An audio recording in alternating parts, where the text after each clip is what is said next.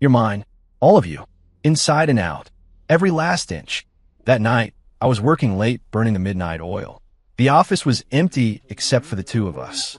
Victoria Vance, my boss, the woman known throughout the company as the Ice Queen. She walked toward me, the clicks of her heels echoing in the silence. She stopped right in front of my desk, her red lips parting slightly. Her voice was a husky whisper, cold and tempting. "Caleb, you've been watching me for a long time. Do you want a taste? My name is Caleb Miller. I'm 26, a product manager at a tech company in San Francisco. If you were to ask me about the single biggest turning point in my life, I'd tell you without a moment's hesitation. It was the night I slept with my boss, Victoria Vance. It all started 3 months ago. It was 11 o'clock at night, and the only people left on our floor were Victoria and me. She's the director of our department. 30 years old, gorgeous, but usually as cold as a statue. Behind her back, everyone called her the Ice Queen, myself included. "Caleb, this proposal still has issues." She sat across from me, her long, slender fingers tapping on the conference table. There's a logical flaw in step 3 of a user experience flow. I stared at my laptop screen, my eyes burning with fatigue. This was the 8th revision I'd done today. "Ms. Vance, it's getting really late. Maybe we could look at this tomorrow." "Tomorrow." Victoria looked up, her sharp, almond-shaped eyes holding an authority that was impossible to question. "The client needs to see this first thing in the morning. You think we have tomorrow?" I took a deep breath and went back to work. That was Victoria Vance for you. A workaholic, a perfectionist, someone who never tolerated the slightest imperfection. Another hour passed. I finally had to stand up, desperate for a glass of water from the break room. As I walked past her, I inadvertently glanced at her monitor. It wasn't a work document on her screen, but a messaging app. I caught a few lines of text. "Tori, when are you coming home? Mom made you some lasagna. Mom, I'm still at the office. It's going to be a late one. Honey, work is important, but you have to take care of yourself. You're 30 now. It's time to start thinking about your personal life." I saw Victoria's fingers pause over the keyboard for a long moment before she finally typed back a single word. "Okay." In that instant, it hit me.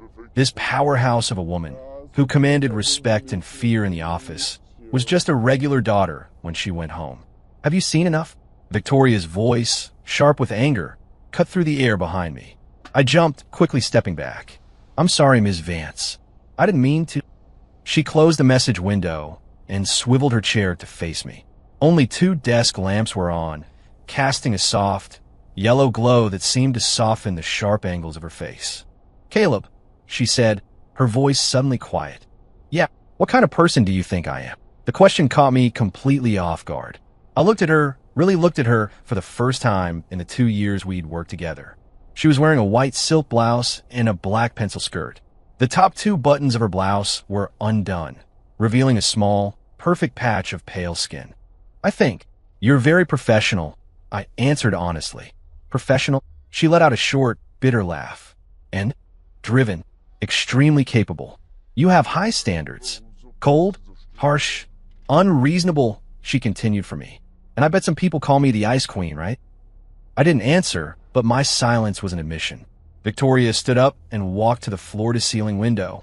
The city lights of San Francisco sprawled out below, her reflection a faint silhouette against the glass. "You know, sometimes I wish I could be like other women. Go shopping after work, see a movie, grab drinks with friends." Her voice was so soft, it was almost a whisper, as if she were talking to herself. "But I can't. I'm Victoria Vance. I'm the director of this department. I have to be stronger than everyone, calmer than everyone, more perfect than everyone." I didn't know what to say. I had never seen this side of her. "Do you want to know why I'm so hard on you?" She turned around, her eyes filled with an emotion I couldn't decipher. "Why?" "Because you remind me of myself." She walked toward me, each step slow and deliberate.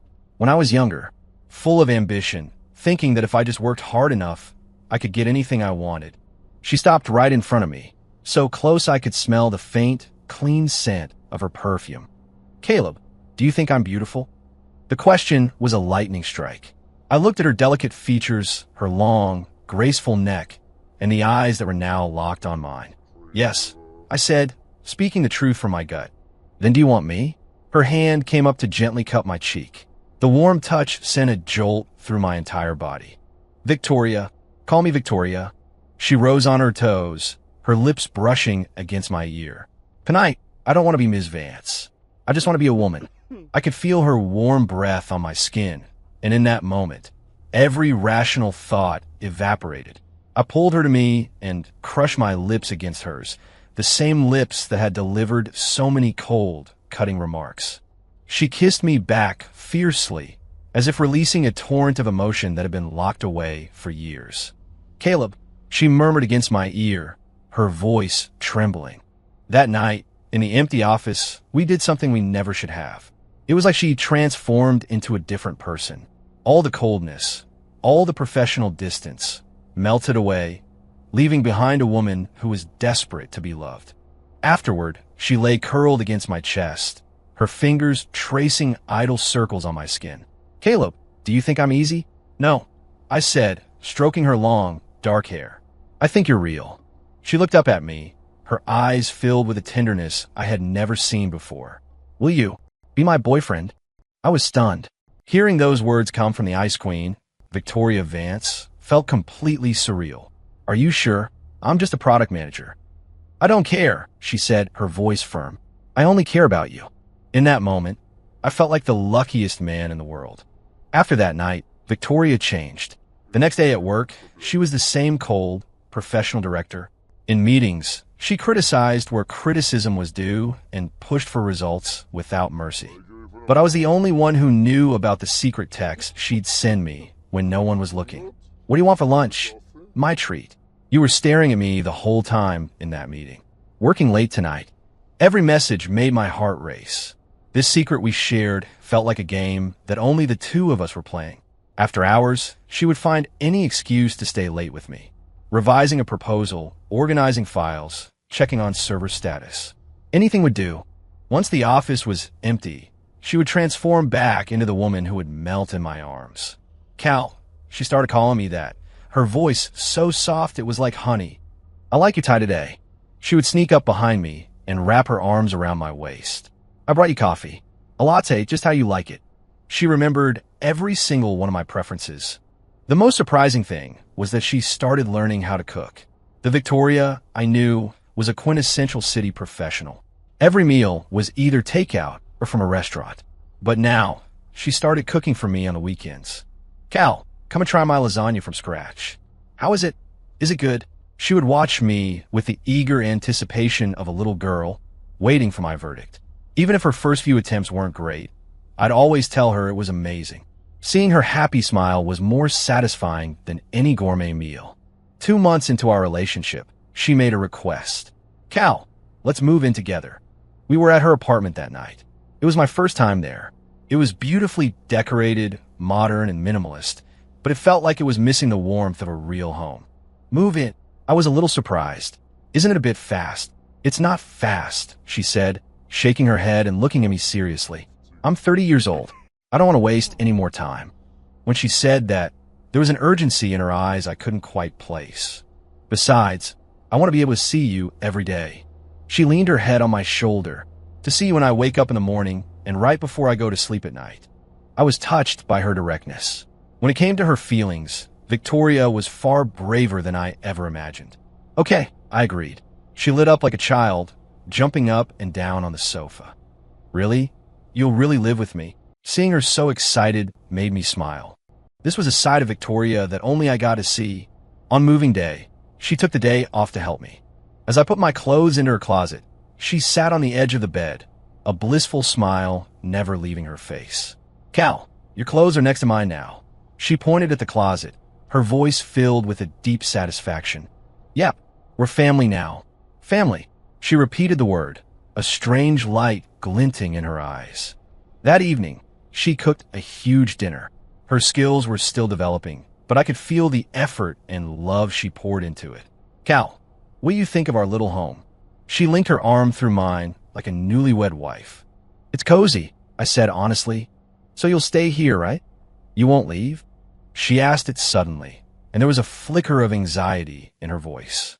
Of course I won't leave. I gently squeezed her cheek. Didn't we agree we'd be together forever? She smiled, but I couldn't shake the feeling that something was slightly off about it. The first 2 weeks of living together were perfect. At home, Victoria was a completely different person. The powerhouse director was gone, replaced by a woman who doted on me, constantly asking if I was warm, if I was hungry, if I needed anything. But slowly, I started to notice some strange things. Cal, why were you so late getting home tonight? I gotten home half an hour later than usual because I was helping a colleague, Josh, with a project. Victoria was sitting in the living room, a storm cloud on her face. I was talking with Josh about work, I told her. Josh, her brow furrowed. That new product assistant. Yeah, he had some questions about the project specs. From now on, have him ask me, Victoria interrupted. You don't need to mentor him one-on-one. I felt her reaction was a bit extreme. Josh was the new guy on my team. It was perfectly normal for him to come to me with questions. Victoria, don't you think you're overreacting? I'm not overreacting. She stood up and walked over to me. I just think your time should be spent on me. Her hand stroked my face, but her eyes held an emotion that made me uneasy. You're my boyfriend. You should be spending more time with me, shouldn't you? I nodded, telling myself she was probably just stressed from work. But things like that started happening more and more often. Cal, why did you add Sarah from marketing on Slack? Cal, why were you laughing so much when you were talking to Mike? Cal, the way you looked at that female colleague was wrong. At first, I would try to explain, but I soon realized that no explanation ever satisfied her. She started demanding that I spend every second of my free time with her. Cal, let's go see a movie this weekend. But I promised my old college roommate I'd go to his barbecue. Cancel it. Her tone was non-negotiable. Isn't the time we spend together more important? I looked at her, her beautiful face tight with displeasure. Victoria, we need to give each other some space. Space. Her voice shot up an octave. What kind of space do you need? Space to be with other women. That's not what I meant. Then what did you mean? She stepped closer, a dangerous glint in her eye. Caleb, are you getting tired of me? Her reaction shocked me. Was this the same rational, level-headed Victoria I knew? I'm not tired of you. I tried to soothe her. I just think that even people in a relationship need their own social circles. I don't need a social circle, she cut me off. I just need you. She threw her arms around me, holding on so tightly I could barely breathe. Cal, you promised you'd always be with me, she whispered in my ear. You can't go back on your word. That night, I canceled on my roommate. Seeing Victoria's satisfied smile, I felt a complicated knot tighten in my stomach. Things came to a head a month later. That afternoon, my former colleague Lisa came to the office to discuss a potential partnership. She was a cheerful, outgoing person, and we'd worked well together in the past. We were friends. Caleb, long time no see. Lisa beamed when she saw me, walking over enthusiastically. Lisa, what are you doing here? My company is looking to partner on a project. Thought I'd pitch it to you guys, she said with a grin. Plus, it's a good excuse to catch up. We talked in a conference room for over an hour, mostly about business, but we also chatted about old colleagues. Lisa was very expressive, often using her hands when she talked, and she occasionally tapped my arm for emphasis, something that had always been normal between us. After the meeting, I walked Lisa to the elevator. We should get the old gang together for dinner sometime, Lisa suggested. Definitely. I'll hit you up. The elevator doors closed. I turned to walk back to my desk and saw Victoria standing a short distance away, her face as dark as a thundercloud. Victoria? She didn't answer, just spun around and stalked back to her office. After work, I knocked on her door. Come in. She was sitting in her chair, her back to me, staring out the window. Victoria, what's wrong? Caleb. She turned, her eyes colder than I had ever seen them. Who was that woman? I knew she meant Lisa, a former colleague. She was here to talk about a partnership. Is that all? That's all. She stood up and walked toward me. Then why did she have to touch you? What? During your meeting, she touched your arm 3 times, Victoria said, her voice eerily calm, but I could hear the danger simmering beneath it. And you smiled 17 times while you were talking to her. I stared at her in shock. Had she been watching us the whole time? Victoria, were you spying on me? I was just concerned about you. Her hand rose to my face, her touch gentle, but her gaze was glacial. As your girlfriend, I have a right to know what you're doing with other women. We were just talking about work. Does work require that much physical contact? Her hand slid from my cheek down to my neck. Cal, have you forgotten that you belong to me? Her fingers traced the line of my collarbone. It was a gentle caress, but it felt like a threat. Victoria, this isn't normal. Not normal. She laughed, a sound that sent a chill down my spine. Loving someone means wanting to possess them completely. What's not normal about that? She stood on her toes, whispering in my ear. Cal, from now on, you're not to have any one-on-one contact with any other woman. That includes for work. That's impossible. Then you have a choice to make.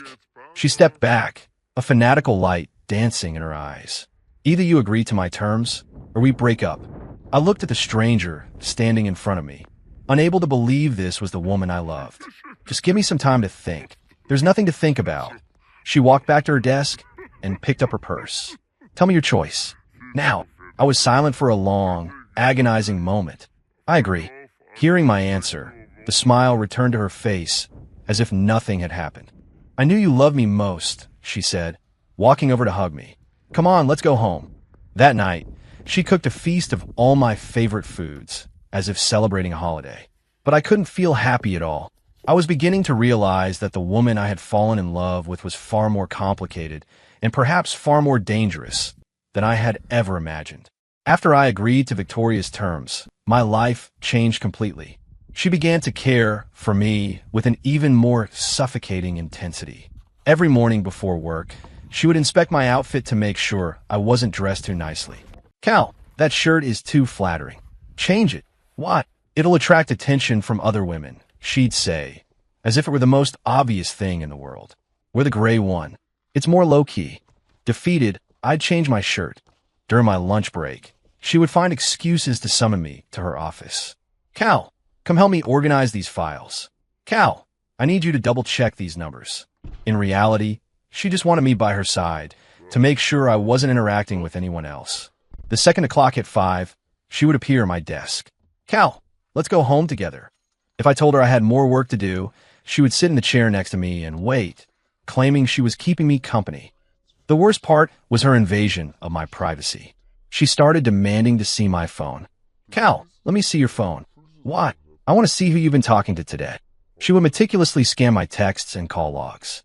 If she found any conversation with a female colleague that wasn't strictly business, she'd demand I delete their contact information. This new designer, Sarah, why are you asking if her cold is better? I was just being polite. Delete her number. Victoria, this is going too far. Too far. She'd snap, looking up at me with a terrifyingly obsessive glint in her eyes.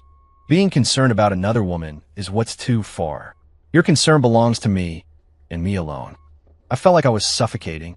This feeling of being completely controlled brought one phrase to mind: toxic possessiveness. But the most terrifying moment was yet to come. It was a Friday, and our department was having a team dinner. Victoria hadn't planned on going, but when she heard female colleagues from other departments would be there, she changed her mind. I'll go too, she announced. At the restaurant, she sat right next to me. On the surface, she was laughing and chatting with everyone, but I could feel her eyes on me, monitoring my every interaction. As the night wore on and the drinks flowed, the atmosphere became more relaxed. Amy from marketing, who happened to have gone to the same college as me, started reminiscing about our university days. Caleb, do you remember the mystery meatloaf in the dining hall? It was so bad. Amy laughed. Oh God, I remember, I chuckled. We called it the brick. Ha, yes. And what about those weirdly gray mashed potatoes? We were having a great time, completely oblivious to Victoria's darkening expression. Suddenly, she stood up. Excuse me, I'm not feeling well. I'm going to head home. Without another word, she grabbed her purse and walked out. I quickly followed her. Victoria, wait. She was standing just outside the restaurant entrance, her back to me. Victoria, what's wrong? She turned around, and I saw tears glistening in her eyes. You were having fun, weren't you, Caleb? What? Talking to that girl, Amy. You were having a great time, weren't you? Her voice trembled. You were smiling so brightly, brighter than you ever smile when you're with me. I finally understood the gravity of the situation. Victoria, we were just talking. It was nothing. Nothing, she scoffed. Do you have any idea how much it hurt to sit there and watch you two? She started to cry, tears streaming down her face. Watching you talk to another woman, watching you smile at her, watching you share memories with her. My heart felt like it was being shredded. I tried to step forward to comfort her, but she backed away. Caleb, do you still love me? Of course I do. Then why would you put me through so much pain? She cried, her hands clenched into fists. Why can't you just look at me? I didn't know how to answer.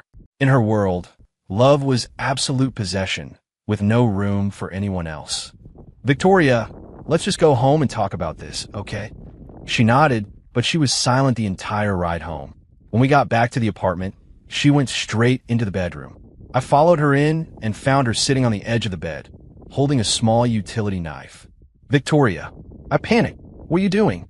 Caleb, she said, looking up at me, her eyes filled with a desperate, terrifying madness. If you can't love only me, then I'd rather die. Are you crazy? Put the knife down. I'm not crazy, she said, shaking her head. I just love you too much. She pressed the blade against her wrist. Cal, promise me.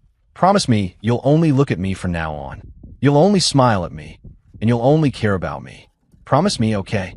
I looked at her, my heart a tangled mess of fear, pity, and a strange, twisted love. This woman was willing to do anything for me, even in her own life. But her love had become a sickness. I promise, I conceded. Hearing my words, she dropped the knife and collapsed into my arms, sobbing hysterically. Cal, I love you so much, she wept, her body shaking against mine. I can't lose you. I absolutely can't. We held each other tightly as we fell asleep that night. But I lay awake for hours, haunted by a single question. Who was the real Victoria Vance that I had fallen in love with? After that incident, Victoria became even more possessive. She started demanding that I share my location with her at all times. Cal, are you at the office yet? Send me your location. Cal, what are you doing right now? Send me a picture. Cal, who's in the meeting with you? Send me a picture of the conference room. My phone buzzed constantly with her messages. If I didn't reply within 10 minutes, she would call. Cal, why didn't you answer my text? I was in a meeting. You reply to my texts, even if you were in a meeting, she'd say, her tone leaving no room for argument. I need to know what you're doing. My colleagues started to notice something was off. Caleb, you're always on your phone these days, Josh commented. It's nothing, I said, awkwardly putting my phone away. 2 minutes later, it buzzed again. Caleb, who was it you were just talking to? Victoria's message made my head ache. I glanced across the open-plan office and saw her watching me from inside her glass-walled office. Our eyes met. She gave me a small, gentle smile, but all I felt was a chilling dread. At lunchtime, she would appear at my desk like clockwork. Cal, let's go get lunch. I was thinking of going with Josh and the guys. I already made a reservation, she'd say, linking her arm through mine. Just the two of us. At the restaurant, she would sit across from me, her eyes never leaving my face. How was your morning, Cal? It was fine. Did any female colleagues try to talk to you?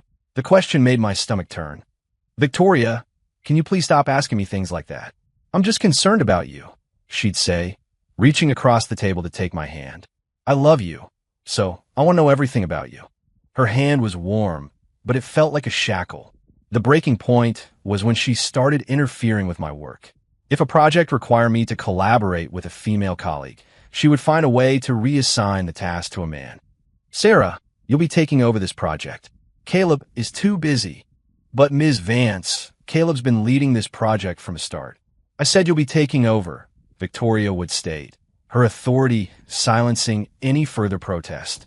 Sarah would shoot me a confused, apologetic look, and I would just stare at my desk in shame. Gossip started to spread through the office. Some people said I was on the director's bad side.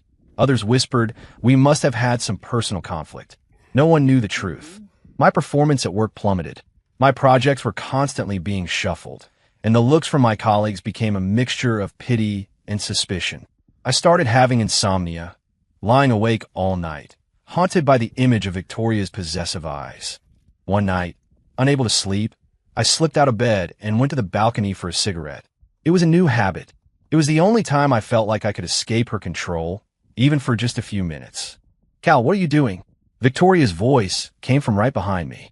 I flinched, dropping ash on my pajama pants. I couldn't sleep, just having a smoke.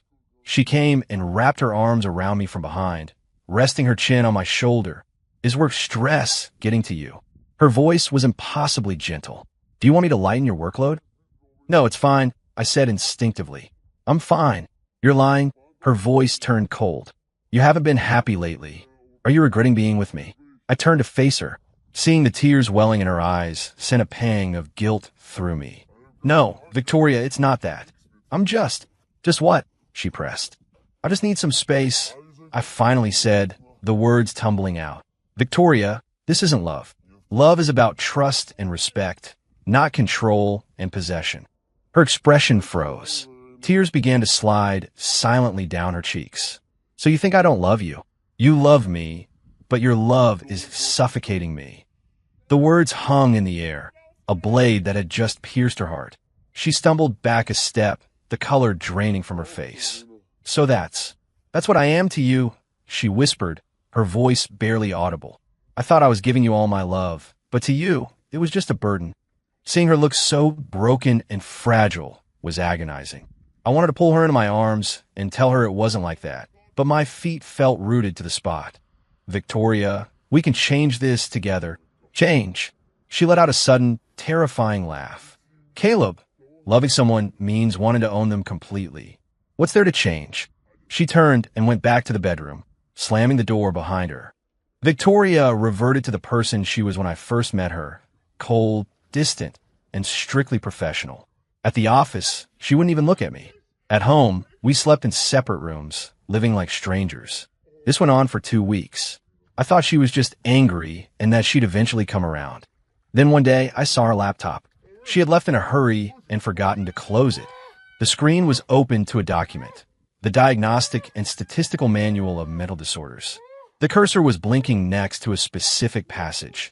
The primary features of borderline personality disorder included deep fear of abandonment, unstable relationships, extreme emotional swings, impulsive behavior, and inappropriate, intense anger. My heart seized in my chest. Was Victoria researching her own mental health? Just then, the doorbell rang. I opened it to find a middle-aged woman I didn't recognize. Hello, I'm Dr. Evans, Victoria Vance's therapist, she said, handing me a business card. Ms. Vance missed her appointment today, and I was concerned, so I took the liberty of stopping by. I was stunned. Therapist, Victoria is... It seems she hasn't told you, Dar. Evans said with a sigh. Ms. Vance has been in treatment for 3 months. She was making progress, but she suddenly canceled all her future appointments yesterday. 3 months. That was exactly when we had moved in together. She had been secretly getting help this whole time. Dr. Evans, what's wrong with her? I'm sorry. I can't disclose patient information, the doctor said, then hesitated. But as her partner, you have a right to know what she's going through. Ms. Vance exhibits tendencies of borderline personality disorder, which is linked to trauma from her childhood. Trauma. Her father abandoned their family when she was 10, and her mother subsequently fell into a deep depression. Ms. Vance never experienced stable, unconditional love as a child. As a result, she both desperately craves it and is terrified of losing it. My mind flashed back to all the things Victoria had said. Loving someone means wanting to own them completely. It wasn't possessiveness. It was a profound, deep-seated fear. Is she in danger right now? I asked urgently. By canceling her appointments, she's choosing avoidance, Dr. Evans said, her expression grave. In these moments, patients are at a higher risk of self-harm or suicide. Suicide. The image of her holding the knife flashed in my mind, and my blood ran cold. I have to find her. I bolted out the door, calling her phone over and over, but it went straight to voicemail. I raced to all the places she might be. The office, her favorite coffee shop, the park near our apartment. She was nowhere. As darkness fell, I returned home, exhausted and defeated, only to find the front door slightly ajar. I pushed it open. The apartment was pitch black. Victoria? I flicked on the lights and saw her sitting on the sofa, her face completely devoid of expression. You're back. Her voice was unervingly calm. I rushed over to her and saw the fresh bandages wrapped around her wrist. What did you do? I yelled, grabbing her arm, my heart shattering. Nothing much. Just a few scratches, she said, her tone dismissive. Not deep enough. I won't die. Why? Why would you do this? Because it hurts too much, she said, finally looking up, tears spilling from her eyes. Caleb, I tried. I really, really tried. I try to give you space, try not to control you, but I can't. Every time I think about you leaving me, the pain is so bad, I can't breathe. I pulled her into a desperate hug, wishing I could absorb all her pain into myself. You idiot. I was never going to leave you. But you said my love was suffocating you. That was before I understood what you've been through, I said, cupping her face in my hands. Victoria, let's face this together. Okay, I'll go with you to see Dr. Evans. We'll learn how to love each other in a healthy way. A flicker of hope appeared in her tear-filled eyes. You'd really want to be with someone like me. I love you. All of you, I said, wiping away her tears. That includes your scars, your fears, and your imperfections. She collapsed into my arms, crying with an intensity that seemed to release years of pent-up grief and loneliness. We began the long journey of healing. Victoria went back to therapy, and this time I went with her. We learned how to set healthy boundaries. We learned how to communicate our needs instead of trying to control each other. It wasn't easy. There were countless times Victoria's fear would overwhelm her and she'd break down. There were countless times the pressure felt like too much for me and I wanted to give up. But we held on because we both understood that true love isn't about possession. It's about making a home for each other in your soul, a place where you can always return and find warmth and acceptance. A year later, on a bright spring afternoon, I asked Victoria to marry me. There was no grand gesture. It was just us on our balcony. I got down on one knee and held up a simple, elegant ring. Victoria Vance, will you continue to learn how to love and be loved with me? She nodded, tears of joy streaming down her face as she fell into my arms. In that moment, I knew we had finally found what we were looking for. Not a perfect, flawless love, but the love of two imperfect people willing to become better for each other. Now, whenever I look at my wife sleeping peacefully beside me, I think back to that one night that changed our lives forever.